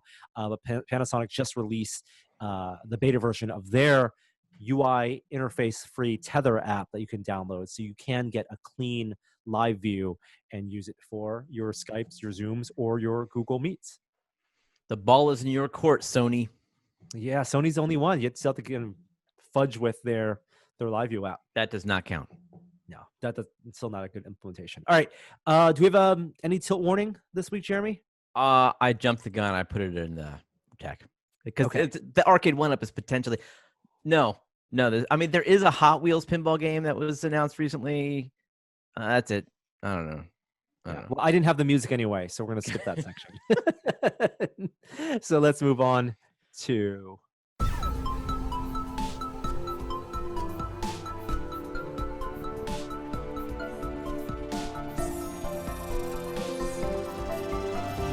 Now it's time for a moment of science. Yeah, continuing the conversation we had last week, because the day we're recording this is, I mentioned off the top, Shutdown STEM, which is just a day to reflect on how the Black community is thriving, or in more cases, in science at least, not thriving in the system setup. Like there are so many resources that you can read. I've really benefited from looking at the Black in the Ivory hashtag on Twitter, which is all stories of Black academics. One of the things that like really sticks out to you, we probably have around 1,000 PhDs in physics a year graduate. We've had 97 Black women graduate with PhDs in physics ever. and it's I think 22 in astronomy ever in this country. So it's like it's very stark, and taking like a hard look at that, I really recommend it. Okay. Um I am so normally I've been a voice of calm around COVID related stuff. Uh this week I'm actually pretty scared of what we're seeing in the US. And I can't overstate that. There are some really bad signs in the data. So while we are well, we should just acknowledge where we are. First of all, in the US, we're about to cross 2 million positive cases in total. Deaths, which are at about 110,000 as we're recording this, have been declining over the past week, but we know deaths are a lagging indicator. Uh, but I think the stat that really stuck out to me this last week, we're over of those 110,000. I think we're at 23 or 24,000 of them are African Americans, only comprise about 13% of the total U.S. population. With that many deaths, we are more than 1 in 2,000 African Americans in this country are dead because of coronavirus. Those are staggering stats that are going to have generational impacts. Um, the thing that scares me is we've seen a steep decline in positive rate testing rates in New York, New Jersey, even Detroit, areas that were hardest hit early on. But we've seen pretty steep rises in other states. And it's numerous other states. There's about 12 states where we've seen a pretty significant acceleration. For example, there's about 15,000 positive cases in Maricopa County, which is where Phoenix is in Arizona. 4,000 of them have come in the last week. There is a pretty sharp increase in LA. There's a pretty sharp increase. Like we can go on and on and on. These sharp increases predict something really ugly happening in about 2 weeks. And I'm actually just quite scared. That is the only way I can put it. So I'm just going to say a couple things. Like if you're not wearing a mask out when you go out, I don't know what you're doing. Like you have to be wearing a mask right now, and it's not about your own health, it's about protecting the rest of us, because we could really quickly be where across many spots in this country where New York was for a month. Um and if you're not washing your hands regularly, if you're not taking social distancing seriously, and I know a lot of people will criticize the protests in that regard, like fair criticism, like, but at the same time, like the whole sections of the economy are opening up. So there's a mass of people going out beyond these protests. And right now, as far as I can tell, most states do not have contact tracing infrastructure set up. So we don't really know where the rise of infections are coming from. And when they're at this scale, there's not a way to stop them. So I'm just going to say it. I'm scared. And I think that's the first time I've ever said that on this podcast around this issue. Um, the WHO this week said something just absolutely ludicrous when they said asymptomatic transmission was rare. Um, that has, I think I would just largely, they walked that back the next day, but it's totally discredited, because there's this asymptomatic phase, which is early on in the process, pre-symptomatic, where you're just like a couple days before symptom onset, and they didn't make clear distinctions between them. Um, and so I'm disappointed in the WHO, but as people are dragging the WHO, it's important to note the WHO is the only agency globally that's being really transparent about what's going on. Right now, the CDC and the NIH aren't responding to reporter requests for interviews at this point. So we're only getting information through briefings, and at least the WHO is holding briefings on a regular basis, unlike what we're getting right now. So um, that was a mistake, and you should not take what they said about asymptomatic transmission as true. They've walked it back as well. All right, just a slight bit of good news. New Zealand got 1,500 cases total of COVID, and as of 2 days ago, they officially have 0 cases. And by 0 cases, I mean they have no one that is tested positive in the entire country, and no one with symptoms for at least the last 48 hours that has tested positive in the past. And so, because of that, they have totally transitioned their economy to being back open. So domestic travel is open. You can go to sporting events. You can go to restaurants. The only thing that's different is for international travelers, if you come into New Zealand, you have to sequester for 2 weeks in a specific hotel. So they're trying to sort of isolate any transmission from outside.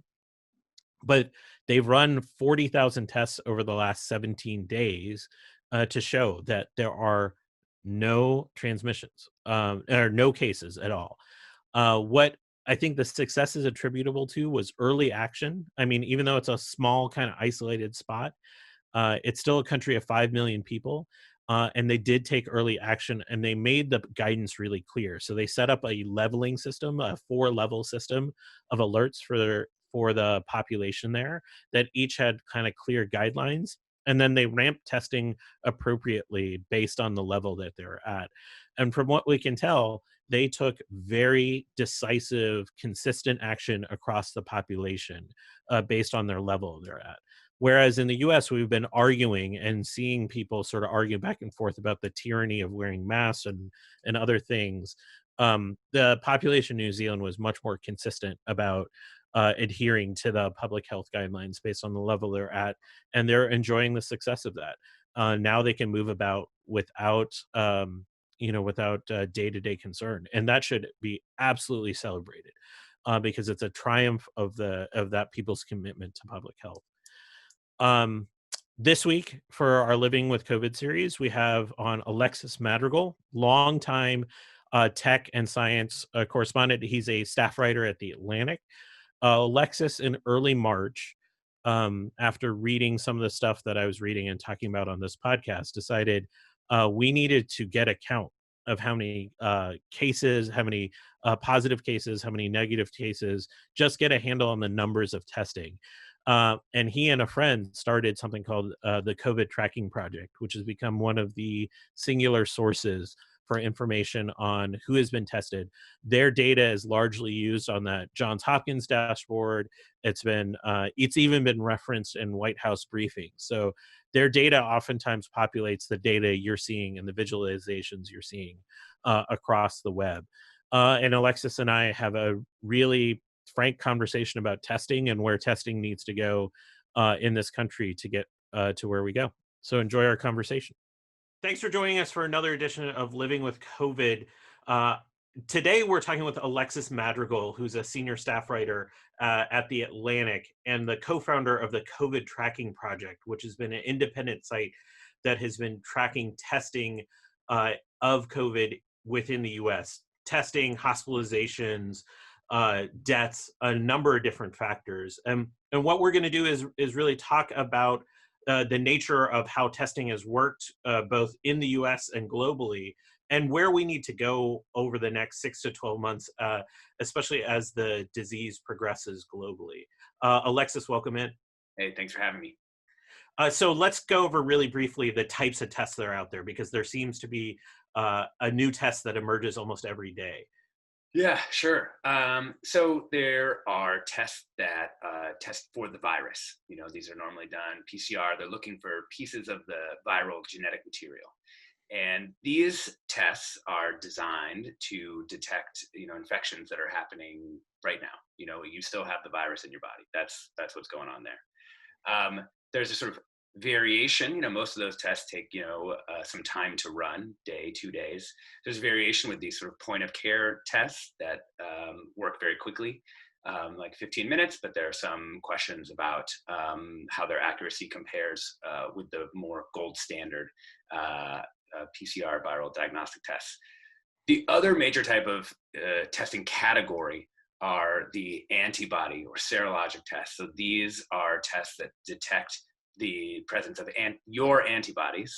And what they indicate is that you were exposed to the virus in the past. And they're really powerful for helping us sort of track, like, well, what's the prevalence of this disease? How many people have been sick? And, so you see these often, these kind of surveys that are coming out of different places. Probably the highest quality one has come out of Spain, which found that about 5% of people in Spain had been infected at some point with SARS-CoV-2, the virus that causes the disease, COVID-19. And they're both really powerful for different things. One measures sort of, the outbreak as it's going, that's the viral test. And the other measures sort of the overall cumulative landscape of the virus's path. And when we're talking about testing going forward, it's probably going to be these two types of tests that are going to be the major source of testing in the future as well. That's what we're thinking. Although there's going to be a lot of different variations on how these tests work. I think perhaps the most important thing right now is that we get the cost of these tests down. And we're able to test more people more often. So some variations that I think are important are, we're probably going to switch from swabbing people's noses, which is pretty painful, and you can do it every once in a while, but you're not going to do that every day, to saliva. And there's some like promising evidence that saliva can also provide good, high quality results. And then there's also this ability to pool different specimens. So this is actually a concept that came out of veterinary science. It's how diagnostic testing is done with lots of animals, and it's actually been applied a lot in HIV testing. What it allows you to do, without getting into too much in the details, is to drive the cost down of these tests. You can imagine you're going into a meatpacking plant, you spit in a cup, everyone on your shift spits in a cup, that gets tested all as one big group or a few groups, and you only test people individually if there is virus detected in that big group test. And so it's a more time efficient and cost efficient way to do the test. Exactly, and the materials itself, so that also helps with some of the supply chain constraints on the actual chemicals that are used to do the test. Now, you and the team of volunteers that have run the COVID tracking project have focused exclusively on the US, but you've been writing about this, about the nature of COVID and testing for COVID globally. Is there anyone that's really gotten this right, any country, and what lessons can we draw from them? Yeah, I think the problem with comparing the US to other countries is that our outbreak got so big. Because we botched testing at the beginning, by the time we started testing, the outbreak was everywhere. So a lot of the countries that people point to as having done a great job, like South Korea, for example, they just got over the top of it much sooner, and so they just don't have to do as much testing. They knew that the prevalence was low in that country. We're in a bit of an unprecedented situation. We have such a big outbreak. Out how to get over the top of that. So it is true that the United States is doing massive amounts of testing, more than other places. And the question is, what's going to be required given how far the virus spread? And, there are places that did have big outbreaks and got under control. I think people oftentimes have thought Germany has done a pretty good job. But again, I think the U.S. situation is unique because of both we started late and the outbreak got so large. So let's talk about the U.S. We have the largest outbreak of any nation in the world. Where are we at with testing right now? Mm-hmm. I mean, testing has scaled up quite impressively in this country. Just for viral diagnostic tests, we're now doing hundreds of thousands of those per day. So we're doing as many tests in a day now as we were doing kind of total cumulatively back in the middle of March. And that's impressive. I mean, a lot of that has come from hospitals scaling up their testing. A lot has come from the commercial laboratories. It's been an all hands on deck kind of effort. And I actually think it's been a surprisingly good effort. There are also antibody tests that are available very cheaply and easily for all kinds of people, although there are, again, questions about their usefulness for an individual person as opposed to sort of surveying a population. Right now where we are, though, we're at an interesting point. We've come a long way, But most of the plans that I've seen that contemplate reopening the economy still have much higher levels of testing required so that you can make sure that you're doing the kind of surveillance you need to catch outbreaks before they really start to move through the population. And we're opening. So I think one of the trade-offs that people haven't fully recognized is, the hotter the outbreak is, the more testing you need to do. And so some of those ideas about how much testing we're going to need, you're going to see those numbers go up if there's more spread in the country. So we should be thinking about this as the number of cases as being sort of a baseline number that we add a multiplier to in order to really identify the threshold of testing we need to sort of start to tamp it down. Yeah, I think so. I mean, it's at least one of the major factors. I mean, there are some people who contemplated, do you just test the entire U.S. population every few days, and maybe there's ways that we're going to get there. I feel quite optimistic about the U.S. sort of innovation ecosystem around this, attacking this problem from many, many different directions. And as a result, I actually do think that the U.S. is pretty good at driving down the price of technologies and making them pretty ubiquitous, as just the way the country is sort of geared. And I wouldn't be surprised if we actually have that kind of capacity at some point. And it's just a question of, when will that come on? When are we doing millions of tests a day? I mean, I can't project from now to that moment. There's not a clear path there. And there's probably some discontinuities in sort of what we're going to have to do to get there. But I do think that is probably where we want to get. That's probably the goal, is millions of tests a day. I get the idea of scale and cost are going to be really murky right now. But as we move into the summer and project towards the fall, what does the experience of testing start to look like on the individual level? What does it need to start to look like? Is it if I want a test, I'm able to get a test? Mm-hmm.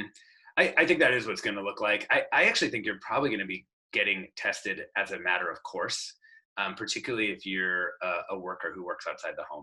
I mean, I hate to say it because I think employer-linked healthcare is a bad idea, just conceptually, but I think that we're going to work with the system we have here. And from what I've heard and from what seems to make sense, employers will be people saying like, okay, we're just going to test our workforce. So, like I was saying, every meatpacking shift, they get tested, or every few days they get tested. And I think the same will be true of a lot of other kinds of frontline and essential workers. That's a lot to prepare for, that testing is going to be so ubiquitous that it just becomes embedded in going to work. Yeah. So that's like an interesting concept to wrap your head around. I think lastly, what are the things that we should be tracking the data around that's associated to testing that we may not have our eye on today? Mm-hmm. There was a guy named Andy Grove, who's an Intel executive, very, very powerful Intel executive. He talked a lot about sort of like chained metrics. Like basically, if you make a metric a goal, people start to like work towards that goal, and the metric maybe gets a little bit less useful. And so what he did inside Intel was he would chain other metrics to it to make sure that if you started to like move all the levers just so one number would go up, but it wasn't actually indicative of systems change, that would show up in another metric and you can kind of balance them against each other. And that's kind of what I think we need to be doing here. Positive rate is something that we've talked a lot about, because when you look at countries that have their outbreaks under control, their positive rates for tests are like under 2%. It means you're testing lots of people and there's very few cases. But if you do massive amounts of testing, then you can drive that positive rate down, even if you have tons of cases in an absolute sense. And so what's happening in the US right now is the positive rate has fallen a lot, particularly as the regional outbreak in the Northeast has come under control through all the countermeasures that people have taken. But the number of cases in the U.S. is actually pretty steady. It's, just yesterday, there were 25,000 new cases. That's a lot of new cases to be disclosed in one day. And it's been like that day after day after day. I mean, maybe they're down a little bit from like 29,000 to 25,000, but the data that we have reflects the time before there were large scale reopenings most places. And that's the other thing that we really need to keep in mind on the metrics. If you're talking about deaths, you're talking about deaths are a reflection of things that were happening, 4 weeks ago, 5 weeks ago, 6 weeks ago. Cases, you're still talking about things that are sort of like weeks old. And, like that infection spread, then people got sick enough to go to the doctor, then they got the test back, then that was reported to the state. So you add up all those legs, you're talking about, we've got this, it's like, this trail, we're seeing this ghostly trail move through time. And I think that makes for it's very difficult to make good decisions under those conditions, because when you make a decision, like you open a state or you go back to work or all these things, the consequences of that decision are quite removed from the point of decision. And so that's something we really, really have to keep in mind, is that these things are lagged. When a state opens up and you don't immediately see the numbers jump up, that's not an indication that they won't ever jump up. It's an indication that that's not going to be reflected in the data for weeks. Yeah, or the converse is true too. If there's reopening and you see the positive rate go down, that's not indicative of what happened at the opening. You'll be looking in a lag. Where are some good sources if people want to learn more about testing and positives? Where should they go? Sure. Obviously the site we run is a place that I think people should go, covidtracking.com. It's the COVID tracking project at the Atlantic. If people want to see, kind of a bunch of different metrics on the same dashboard, there's one called COVID exit strategies.com that's really useful. And ProPublica also has a great dashboard. And the last one I'll call it is the New York Times, on a county by county level, has been doing a really exceptionally good job of tracking cases and deaths specifically. So, you have different sources, different visualizations. And I think all of those things help, just like with the chained metrics, if you can check a few different things, check the states, check the counties, check how that matches up with what the state has, the state policies. And also the other thing I keep an eye on is the actual mobility data that Apple and Google have been putting out, in part because that tells you that there's another lag built in, which is even when a state changes a policy, it takes a while for people to actually start doing different things with their lives. And so those metrics all are things to kind of keep in mind if you're interested in tracking this more closely. Or like, it was really interesting, like in the case of Florida, where there was a lag in the public policy to shut down certain things, but the public took behavior where they started, not traveling as much well before the public policy. Exactly. And just on an international comparison, Hong Kong is somewhat, famous for this, and that a lot of their public health interventions were actually led by people just doing different things. And I think that's one takeaway from all this for me, has been that obviously public policy is really important and we need to get it right, but the collective actions of people really matter here. And they have a measurable impact on the virus's spread. And that's on us, and on everyone, and on, protecting our communities. Thank you so much, Alexis, for joining us. Hey, thank you. I think in the end, especially as we go towards the fall, when things are going to get more complicated with schools reopening and certain social gatherings starting to take up steam, I think this question of what testing actually looks like in a day-to-day basis. Is my employer going to be able to test me? How quickly can I get the tests back? Can we test kids? All of those questions are questions we don't have answers to. And with the rate of transmission that's going on in the US right now in the summer, and some early predictions that the influenza season is going to be a bad one, I think this idea of having a lot of more availability and ability to track where those tests are and do them fast, as Alexis was saying, is going to be critical for us to get to a point where this is even manageable. All right. 2 last little fun stories, because we're going to get away from the dire stuff for once. So just a quick follow-up on the chocolate hologram story that I talked about a couple weeks ago. Yes. Friend of Testa, I'm going to go out there and say, Ben Krasnow, who runs his own YouTube channel called Applied Science, actually made them. And you can actually see him go through the process of taking holographic stickers, kind of dissolving and replanting that holographic imprint onto chocolate, using some of the techniques that we were sort of talking about. And he goes through this kind of painstaking process. It's an awesome watch. So I highly recommend that. I'll put a link in the YouTube comments. But lastly, some amazing science is happening here in the Bay Area, thanks to a retrofit on our Golden Gate Bridge. We typically, the Golden Gate Bridge is an item, it's an infrastructure item that's always under construction. They're always either repainting it or doing some retrofit to it, because it's in this area that is just getting battered by winds and salt water constantly.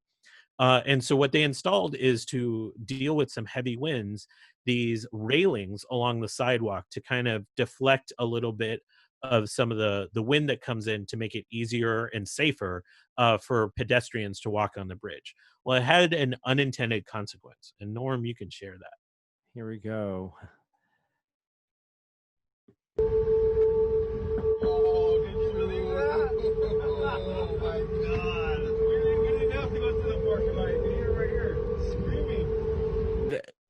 That is the sound of that voice was the voice of a transit worker on the bridge, on his maintenance path. And that sound is the resonant frequency that is coming through from wind going through those slats. And it is so loud that you can hear it almost like a mile away from the bridge.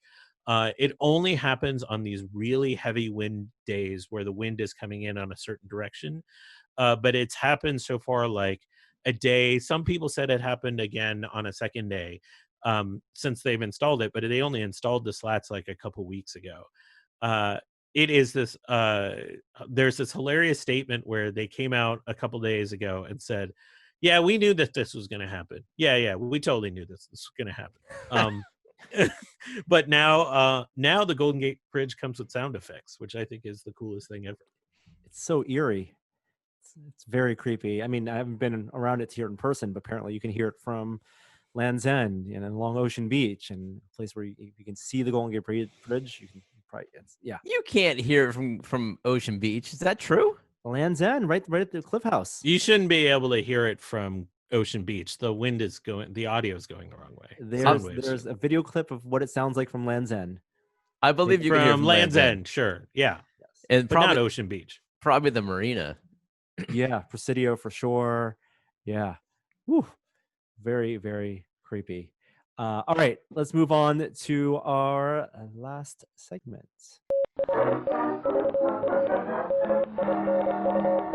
The VR Minute. Virtual reality this week. I'm gonna talk about Half-Life Alyx. Just quick update. Valve is still apparently updating it, and they patched it a week and a half ago with a awesome patch. If you have played the game, you know that there are objects you can pick up, including wine bottles and vodka bottles, which comes in useful which later on in the game. But one of the coders added a shader inside the wine bottles and the vodka bottles to make it look like there's a liquid. You can actually see the liquid move around, not exactly slosh around, but you can see it kind of jostle around as you move the bottles around. This is probably given the most publicity to Half-Life Alyx since its release, because there's videos of this on Twitter like constantly. It's great looking shader. Like you'd never know it was just a shader. It looks like liquid inside a bottle. It's pretty impressive. So not a physics simulation, to be clear, right? It's not actually in every bottle, like modeling what happens when water moves around. And when you break the bottle, like obviously there's no liquid that splashes out. No, they do like just a whatchamacallit, effect, like particle effect. Yeah. Essentially to make the splashes look like the water's gone.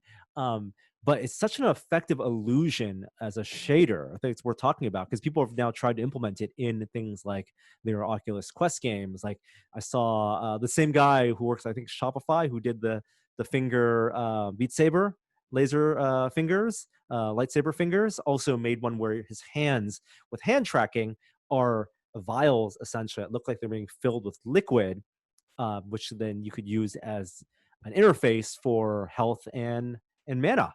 Yeah. But essentially all it is it's a plane it's a plane that reacts based on, and it basically almost keeps level, but does a little bit of wobbling, regardless of what orientation you're holding the object, the vessel in. And that plane then emulates the surface of liquid, and they can add some additional effects to give it some variability. Bubbles. Exactly. But it's not actually, it's a flat plane, so it's not actually flowing, between, so you can't have very complex vessels. The illusion is broken if you have something that's more complicated than just like a vase or a bottle. But it's super, super effective, and not very compute heavy either. Well, yeah, if it's a shader, it's running on the GPU. The cool thing about this, I think that, I don't know, maybe it's implicit, is that it's perfectly suited for VR because you can interact with it using a one-to-one hand motion, which typically video games don't have. If you were to put this into a game, you might be able to shoot something and see ripples, but that it's a very repetitive kind of interaction. But in VR, you can actually tilt and it becomes much more realistic. Yeah. It's a wonderful effect, wonderful implementation, and a cool thing I hope we see in other VR games. There was an article on where was this? Protocol about location-based VR centers kind of suffering, and I mean it's an obvious thing. I think the Void and other companies like them out there and VR arcades are trying to figure out what it means to run these businesses when people can't go there. And a lot of them are trying to bring those software experiences into the home. There's a company that had made previously a VR arcade game, a laser tag game called Tower Tag, and they just released it on Steam. And the thing that made their game appealing, in addition to not having to buy a headset if you went to an LBE, was that you had controllers as well that were mapped and tracked. And so the innovation that they're doing is that they're releasing the 3D model files if you have a 3D printer, or can pay to have something 3D printed. Then you have what's essentially, if you're watching the video, an attachment for your Oculus Touch controller that it gets plugged into, and you get a one-to-one representation of this blaster in their game. And it's a really effective effect by holding that one-to-one representation. Do you know anything about the files, if they're available publicly, or do you have to? They are. They're just on their Discord. You just go join the Discord and you can download them. I don't think you need to verify that you've bought the game. I think they want the people to have the files. Yeah, that's super cool. I mean, I think a lot of people will probably like to print that anyway, just to have a gun attachment. But an excellent way to market their idea. Totally. Something we also didn't get a chance to talk about last week was the next ILM X Lab VR experience that they announced and have said since nothing else about, but Tales from Galaxy's Edge. We have a title. There is a poster with a logo, I guess. But it will be some type of VR experience, presumably a game, that will take place on Batu. Is this an LBE or is this an at-home experience? It's got to be an at-home. Okay. Like Vader Immortal. I think it's done in partnership with Oculus again, but it's supposed to expand the lore in the Black Spire outpost that is on Batu. I don't think it's a one-to-one recreation of Galaxy's Edge, but it's probably going to use a lot of those same assets, a lot of the same storytelling, to flesh out that part of the Star Wars universe. I would love to see, I mean, it's a pipe dream, but I would love to see a one-to-one recreation of Disney Park. And Disneyland in general would be awesome. But if they just started to spin up one ride at a time. I mean, people are doing that in Minecraft and on in Dreams. So that's the closest you're going to get. You're not going to get something official. They want you to spend the money to go to the park. Well, did you see this new thing that was released on itch.io? It's the Adventure Through Inner Space. Okay, this is an official Disneyland ride that existed from the mid 1960s to the mid 1980s. And I never saw this ride. I didn't even know it existed, but apparently it is what Star Tours replaced. So it was in that area of Tomorrowland. And for 20 years, you would go in there. It was the first Omnimover ride, like the Haunted Mansion, where you get three people into a chair and you get pushed through this ride. And it was a sort of like it was very sciencey. You shrunk smaller and smaller and smaller, and you analyzed what was a snowflake.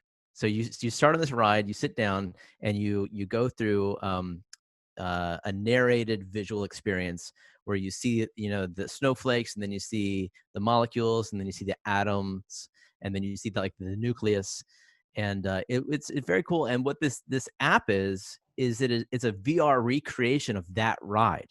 And it sounds to me like they found the original audio, which is awesome. Like, it sounds really good.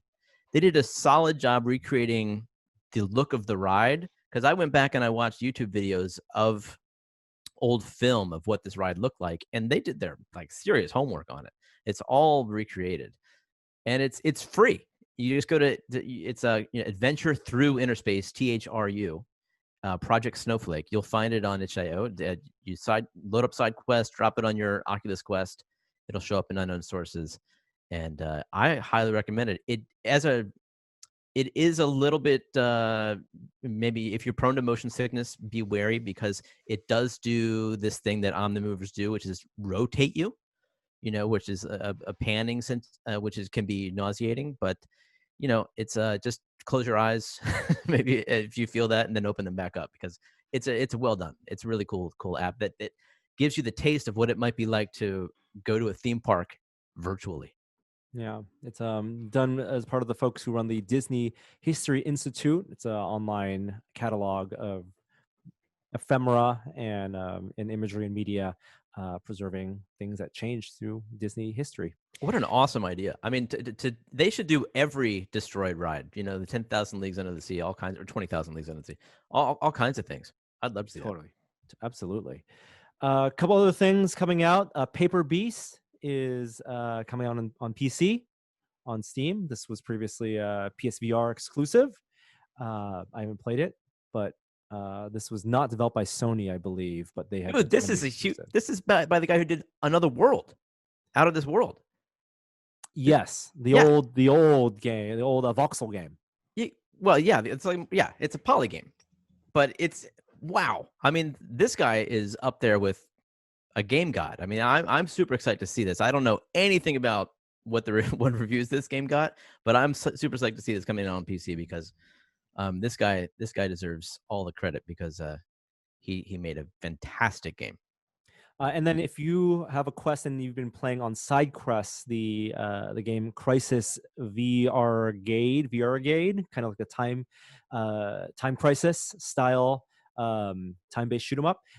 The sequel to that, Crisis VR-Gade 2, is now in early access on Steam with 3 levels, improved graphics. Not on Quest yet, but I think they're working on that. But it's like Time Crisis for VR. And that does it for this week's episode. Thank you, guys. Hope you enjoyed those recommendations. Thank you, Kishore, for your Living with COVID segment. We'll have another one next week as well. Any shout-outs on your end? Hi, Mom. Father's Day is coming up too. BTW. That's right. Yeah, we're like 10 days away, right? Yeah, I think so. Yeah. We'll have links to things we talk about in the show notes. And please stay safe. Wear masks. Wash your hands. 20 seconds. Don't Wash give up. your hands. Yes. The guidance actually gone up to 40 seconds. Are you serious? Yeah. 40 seconds. Holy smokes. Yeah. All right. I know what I'm doing after this podcast then. And we do have an outro this week. Speaking of outro and music, like we said at the top of the show, if you want to take a stab at creating some new interstitial music or a new show theme for us, 15 seconds or less, we'll try it. We might not keep it. We might not use it, but we'll definitely try it. What a commitment.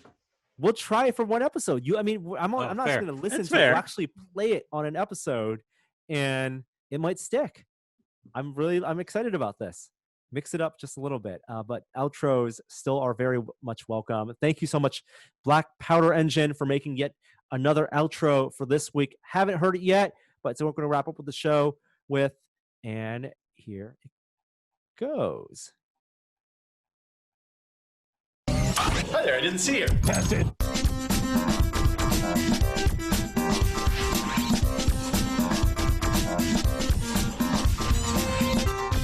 real. The Zack Snyder cut of the Justice League is a thing. I think that most of the time movies get made in the editing chamber, and you can do all kinds of things, even just by changing the sound.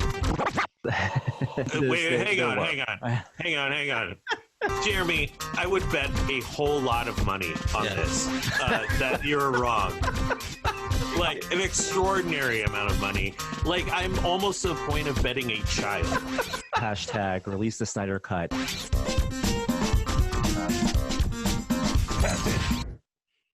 Delightful. We shall see. Well done. All right. We'll see you guys next week. Thanks a lot. Bye-bye.